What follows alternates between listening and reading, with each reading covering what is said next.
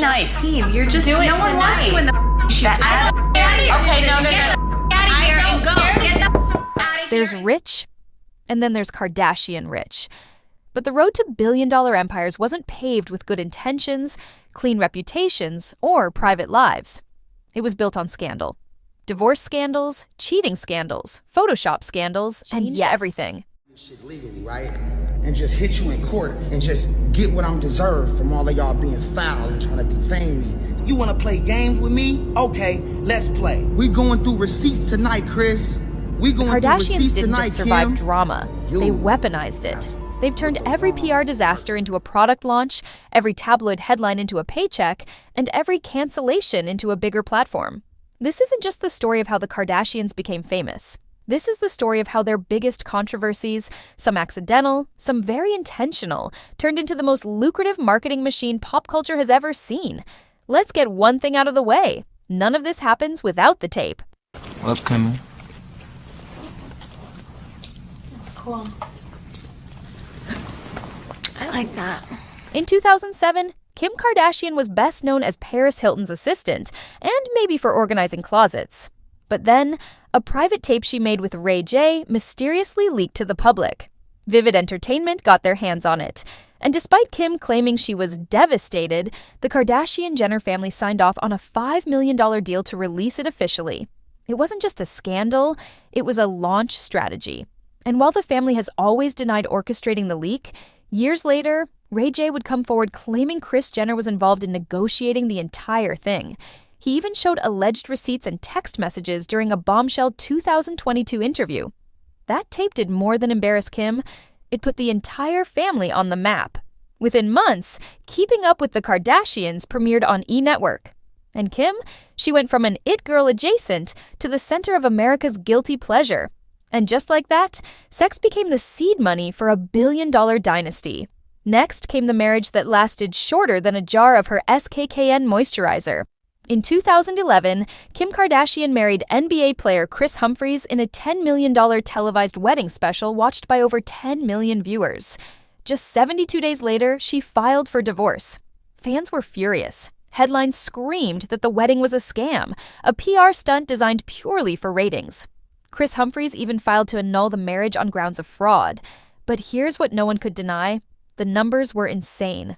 That wedding brought in tens of millions in ad revenue for E!, boosted Kardashian brand partnerships overnight, and Kim reportedly walked away with around $2 million from the wedding alone, plus another $10 to $15 million in residual brand deals and press. Was it love? Maybe. Was it profitable? Definitely. And in the Kardashian world, profit always wins. Then came the youngest and arguably the most controversial success story of all, Kylie Jenner. In 2019, Forbes slapped Kylie with the title of youngest self-made billionaire. But not long after, they publicly retracted it. In a scathing article, Forbes accused Kylie and her team of inflating numbers and essentially lying about how big Kylie Cosmetics really was. They claimed the documents her team submitted were forged, and the real earnings were dramatically lower. Kylie responded with a tweet that read, "What am I even waking up to? I thought this was a reputable site." But here's the twist. The scandal didn't hurt her brand. If anything, it fueled it. Sales continued, Instagram engagement skyrocketed. And within months, she sold 51% of Kylie Cosmetics to Coty Inc. for $600 million. Kylie Jenner cashing in a big way. The 22-year-old makeup mogul has just sold controlling interest in her cosmetics company for a cool $600 million. So even if she wasn't a billionaire, she definitely became one anyway. Jenner tried to pivot into the activism spotlight in 2017. It didn't go well. In a now infamous Pepsi commercial, Kendall leaves a photo shoot, joins a protest, and hands a Pepsi to a police officer, implying that soda could solve systemic oppression. The internet imploded. Pepsi was accused of tone-deaf virtue signaling. Kendall was called clueless, privileged, and everything in between. She went radio silent for months, but the Kardashian formula kicked in again, disappeared during the backlash, and re-emerged stronger, booked, and brand safe. Kendall eventually returned to modeling, scored major contracts with brands like Estee Lauder, and became one of the highest-paid models in the world. Cancel culture? Not for a Kardashian. Khloe Kardashian's scandal wasn't a single moment, it was a war with the internet over what was real and what was filtered. In 2021, an unedited bikini photo of Khloe was accidentally uploaded online. Her team scrambled to erase it from the internet, filing legal takedown requests and claiming it was unauthorized. But people noticed, and the scandal ignited a conversation about unrealistic beauty standards, especially from people selling those same standards in every post. Khloe later admitted to years of insecurities and body dysmorphia in a rare Instagram video, but by then, the damage and the publicity was done. Even while getting dragged, her Good American brand saw increased search traffic and sales during the controversy. The more people called her out, the more her brand grew. In Kardashian land, even backlash becomes branding. Let's not kid ourselves. The Kardashians aren't victims of scandal. They're architects of it. Every misstep has been monetized. Every feud, real or manufactured, has been leveraged for headlines. As a joke. I'm an awful person. Yeah, you're an awful person. You can take care of your own stupid top. The Jordan Woods cheating drama made Kylie trend for a week. Kim's "get your fucking ass up and work" quote instantly turned into a viral audio. Kourtney's Poosh brand, it launched after her personality shift became a meme.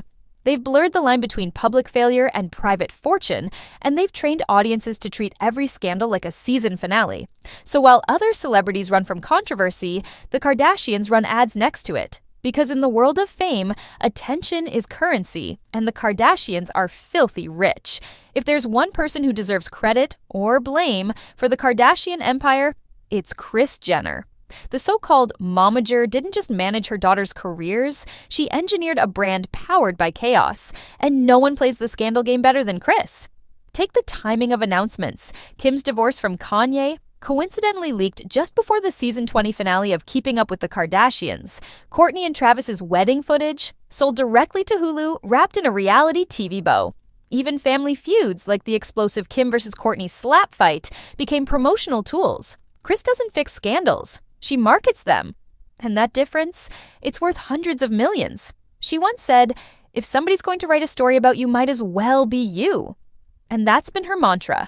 Take control of the narrative. Package it. Sell it.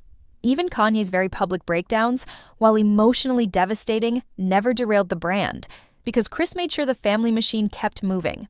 Let's talk about Kanye West. When Kim Kardashian married Kanye in 2014, it wasn't just a wedding. It was a merger of two cultural powerhouses. Kim got credibility in the fashion world. Kanye got mainstream American acceptance. But Kanye also came with volatility.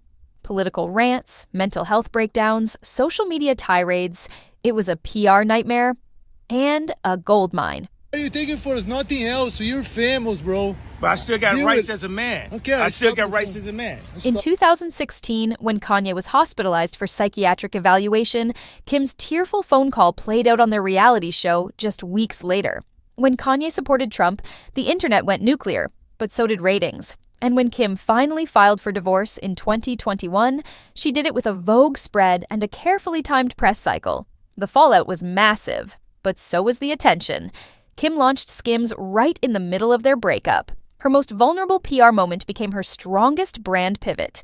And while Kanye spiraled on Twitter, Kim was raking in millions, one fitted bodysuit at a time.